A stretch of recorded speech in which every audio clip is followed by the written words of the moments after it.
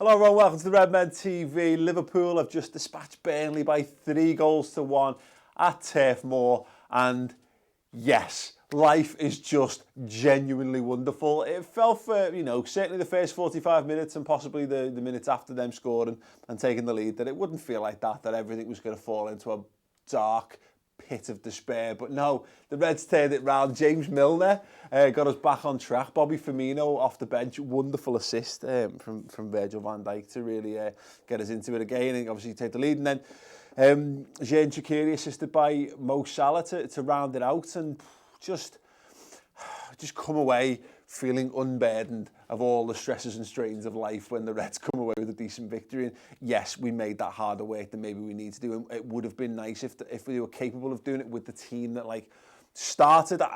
We looked at that starting 11 and it was interesting, very interesting. I think Origi deserved to be involved because of his impact against Everton at the weekend, and get an assist as well tonight. So a goal and an assist in 2 games is a pretty decent return for him so far. I don't really think he was particularly at it in the game, and Daniel Sturridge has seen a lot of praise for him.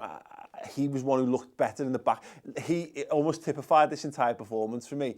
I don't think he was particularly good in the first half, and he just didn't look completely on it. But he was important toward the end of the game when the game started to open up a little bit, and he played an important role. So yeah, I feel loads better about Sturridge's performance in general. So fine, let's run with that, I guess. The guy that stands out for me, one of the guys that stands out for me is Alisson Becker. That guy. Look, he does things to me. He makes me feel feelings that no man has made me feel before. That's all I'll say. He's phenomenal, isn't he? Absolutely phenomenal. Such a shame that the way we conceded the goal, because I think maybe people people might want to hold him accountable for that. I disagree. I think the reaction to get his hand to the initial one, and then I think it's really good reactions from the Burnley forwards to get on top. He's a fraction of a moment away from having the ball properly under control, and it gets poked under him. I think it's intelligent play from how Burnley worked the set piece, as opposed to being at the fault of Alisson, because if we do manage to get that clear, I think that strong left hand that he puts out, that we're looking at that as a great save. But the big moments, and I think it ends up being surprisingly pivotal in terms of our own sanity, is the moment where they're having a real scramble in the box. He gets one right out the top bin. You could, again, make a case if it's going well, it doesn't matter. Gets it, the ball comes back in. He then runs out to the edge of his area, gets a hand to it, pulls it down, and then sets us off on the counter-attack. And within, 20 seconds, we've got the game put to bed from Salah then Shaqiri. He's just absolutely astounding, and he is... What a difference he's been. I've sat here many a time over the last couple of years, and I extol the virtues of Loris Karius. I've done it with Simon Mignolet. I've done it with a whole host of players who just simply now just look so far away from being good enough to play for Liverpool by comparison to this, just in the shadow of this monster of a man that we've now got in net. So composed, brilliant distribution, his agility, his ability to pull off top saves. I was concerned that maybe he didn't have that. I'd said in the week, you see David De Gea pulling out these ones right out the top bin. Didn't have that tonight, fortunately.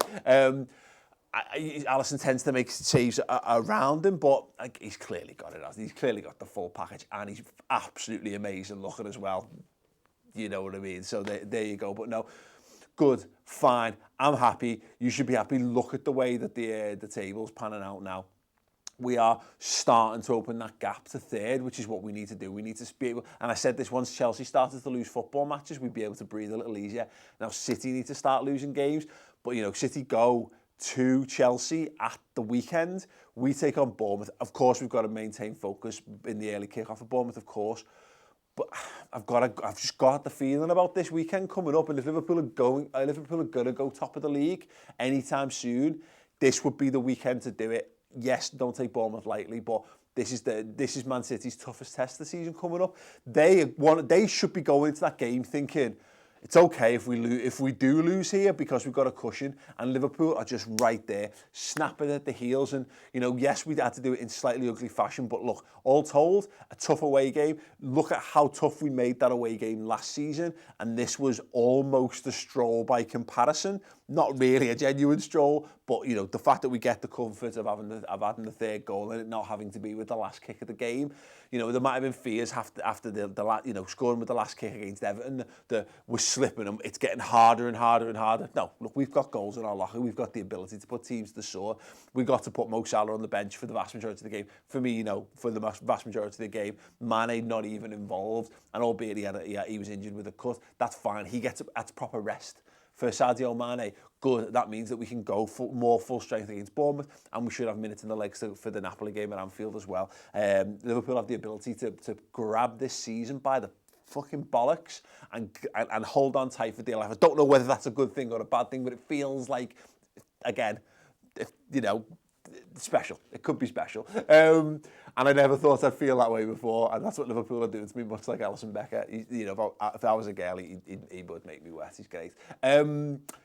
Yeah, so there you go. Let me know your thoughts on the game in the comments below. Splendid evening's viewing. The table looks absolutely magic, and it can look better if we just keep up this relentless pressure and hope that Man City start to crack like all the other teams in the top four seem to be doing. So yeah, listen, drop a like on the video, subscribe, and stay tuned for a little bit later on the instant match reactions coming. Doing 15 minutes or so talking about this game. The final way will be tomorrow, where we look at it for an hour.